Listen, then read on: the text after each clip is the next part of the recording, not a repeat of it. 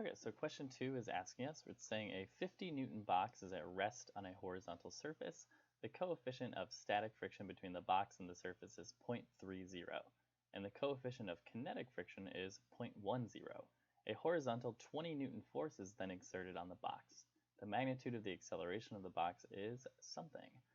So give this one a quick go, pause it, try it on your own, and then we will go from there. So this one's a little bit more involved because we have to use our actual calculations for each force, but give it a go, see what you got, and yeah. Okay, so here we have our question. What I did was I kind of went ahead and I just drew a little picture to help me out.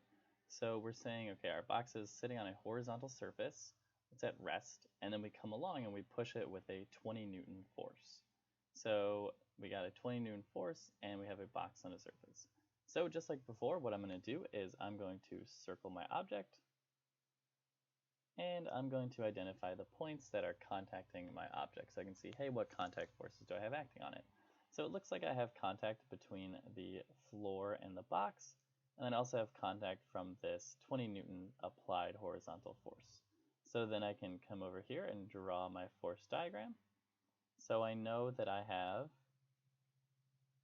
the applied force that's to the right. I'm going to use this ruler just so I get them nice and straight. I have this 20 Newton horizontal applied force. And then I know that I have the actual weight of the box, so that I have that gravitational force acting on it. Fg.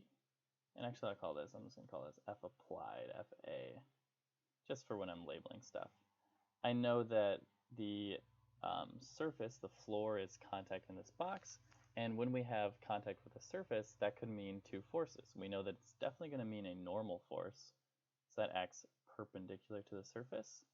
So I have a normal force. And then finally, we're saying that we're pushing the box to the right. So we're pushing it, I just kind of called it to the right. We know that frictional forces, they are going to either oppose the motion of the object or the intended motion of our object. So if this was a frictionless surface and we pushed it with this 20 Newton applied force, our box would move to the right. So our box wants to move to the right. Friction will oppose the motion or intended motion. So we're going to have a frictional force that is acting to the left in this case. Cool. All right, so now again, I've listed out everything that I have. I've drawn out my force diagram. So I can make a list of forces in the x direction and a list of forces in the y direction. So in my x direction, I see that I have a positive force to the right. I have this applied force to the right. That is positive. And then I have a negative force of friction. That will equal mass times the acceleration in my x direction. All right, so that's really all that we have in the x direction. Now if we're looking in the y direction, I have a positive normal force pointing upwards minus Fg is equal to mass times acceleration in my y direction. And what this situation tells us is that this box is at rest on a horizontal surface, and we are pushing the box horizontally. So before it was just sitting on the surface, not accelerating upwards or downwards. Now it's still just sitting on the surface, except for it's moving in the x direction. But again, it's not coming off of our surface. It's not going upwards or downwards, which tells us that our acceleration in the y direction is just going to be 0. So in this y direction, we are balanced. So we can say Fg is equal to Fn. And really what we want to solve for here is the acceleration. So I can look at my equation in the x direction. I say, hey, okay, in the y direction it's not accelerating. In my x direction, though, maybe it is. So I can plug in what I know. I can say, okay, my applied force is 20 newtons minus, I don't know the frictional force yet. It's equal to, let's see, do I know the mass? Don't know the mass. I do know the normal force, or I know the weight, sorry. I'm just going to leave this as MA. So what I can do over here is I can say, well, it tells me that my box has a weight force in Fg of 50 newtons which means that my normal force is also 50 newtons. And if I want to actually solve for the mass, I can say Fg is equal to m times g is equal to 50 newtons. So if I want to solve for the actual mass, because I need the mass for my y direction equation, I can just divide both sides by g. I'm just going to call g equal to 10 instead of 9.8. So this box has a mass of 5 kilograms. So we can come over here, 20 minus force friction equals 5 times A. So things are coming together nicely, except for I still don't know my frictional force.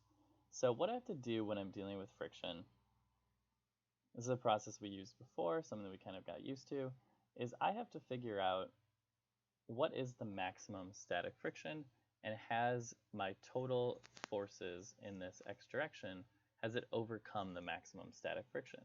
So we said that we have this equation for friction where we say force of friction is less than or equal to mu times the normal force.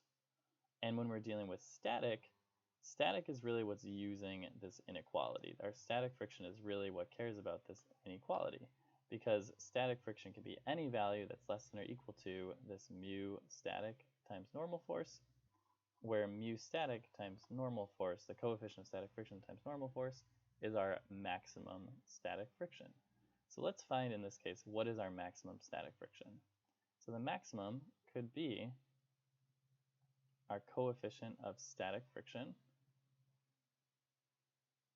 0.3, times our normal force. In this case, it is 50, right? We said that our weight force and our normal force equal each other. It tells us that our weight force is 50, which means that our normal force is also 50. So in this case, my maximum static friction is 15 newtons.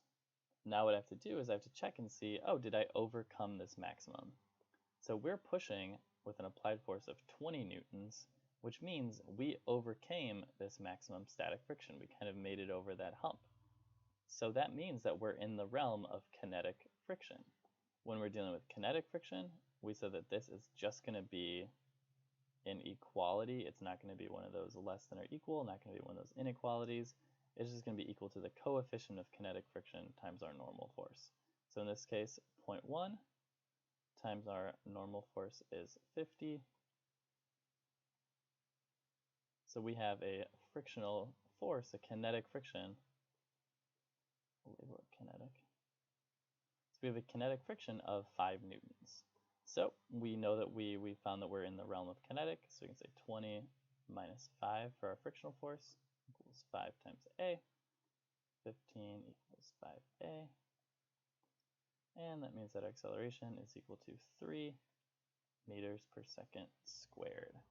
Okay, so that is that one. Really the trickiest part here, the thing to remember, is that we have to check to see, did we overcome the maximum static friction?